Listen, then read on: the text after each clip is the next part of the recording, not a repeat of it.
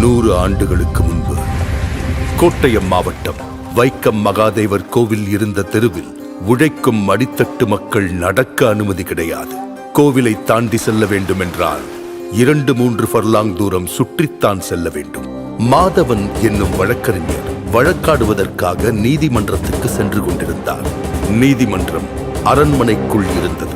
ராஜாவின் பிறந்த நாள் என்பதால் அரண்மனையில் பந்தல் போட்டு வைத்திருந்தார்கள். நீதிமன்றமும் பந்தலுக்குள் அகப்பட்டுக் கொண்டது. யாருக்கும் எதற்கும் அசைந்து கொடுக்காத விஷ விருட்சங்களாக வளர்ந்து நின்ற சாதியும் மதமும் மாதவனுக்கு அனுமதியை மறுத்தது. நீதியை நெருங்குவதை தீண்டாமை தடுத்து நின்றது. மாதவன் விடவில்லை.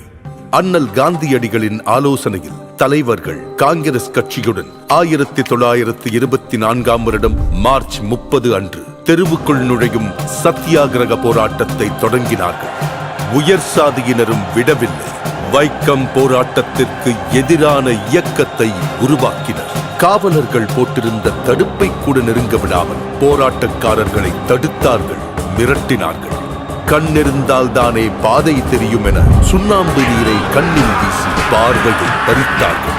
போராட்டம் தளராமல் தொடர அரசனுக்கு மூக்கு வியர்த்தது. T K. Madhavan, Kesava Menon, George Joseph என 19 தலைவர்களையும் கைது செய்தார். போராட்டத்தை வழிநடத்த தலைமை இல்லை. சிறையில் அடைப்பட்ட தலைவர்களுக்கும் வேறு வழியில்லை. காங்கிரஸ் கமிட்டிக்கு கடிதம் எழுதினார்கள். நீங்கள் வந்து போராட்டத்திற்கு உயிரூட்ட வேண்டும், இல்லையென்றால் அரசரிடம் மன்னிப்பு கேட்டு போராட்டத்தை கைவிட வேண்டிய நிலைக்கு தள்ளப்படுவோம் என்றது கடிதம்.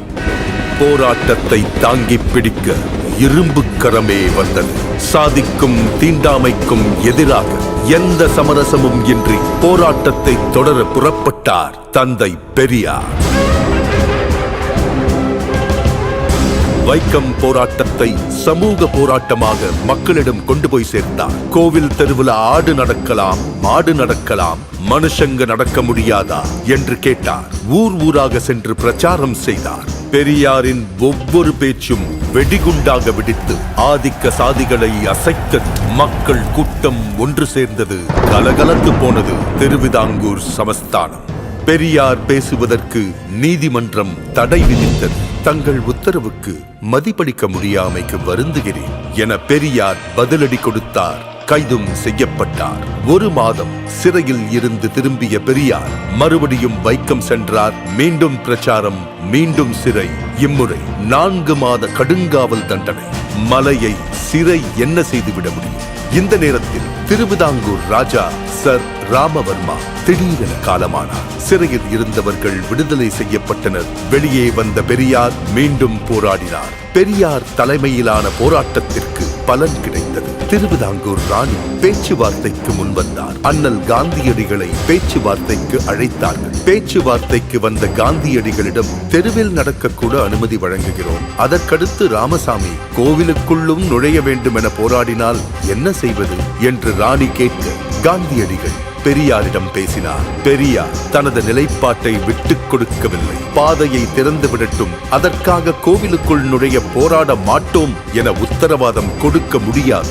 வேண்டுமென்றால் இப்போதைக்கு அதற்காக போராட மாட்டோம் என சொல்லுங்கள் என்றார் பெரியார். பெரியாரை தன் வழிக்கு கொண்டு வர முடியாது என காந்தியடிகளுக்கு புரிந்தது. பெரியாரின் நிபந்தனையை ராணியும் ஏற்றார். கோவிலை சுற்றியிருந்த 3 தெருக்களிலும் உழைக்கும் மக்களின் பாதங்கள் பதிந்தன. 1925ஆம் ஆண்டு நவம்பர் மாதம் போராட்டம் வெற்றி கண்டது. எல்லாருக்கும் எல்லாம் என்கிற திராவிட அரசியல்தான் பெரியாரின் ஆயுதம். அதை அவர் முதலாக சுழற்றி வீசிய இடம்தான் வைக்கம். வைக்கத்திலுள்ள அந்த தெருதான் இன்று கேரள சமத்துவத்தின் முகவரியாகவும் தமிழ்நாட்டு சமூக நீதியின் அடையாளமாகவும் புதிய இந்தியாவுக்கான ஒளியாகவும் இருக்கிறது. இம்மாபெரும் போராட்டத்தின் தொடர்ச்சியாக பொது உடைமையும் சமூக நீதியும் சமத்துவமும் தழைத்தோங்கும் ஆட்சியை அளித்து வருகிறார் கேரள முதல்வர் உயர் திரு பினராயி விஜயன் அவர்கள். அனைத்து சாதியினரும் அர்ச்சகராகலாம் என சட்டம் இயற்றினார் முத்தமிழறிஞர் டாக்டர் கலைஞர் அவர்கள்.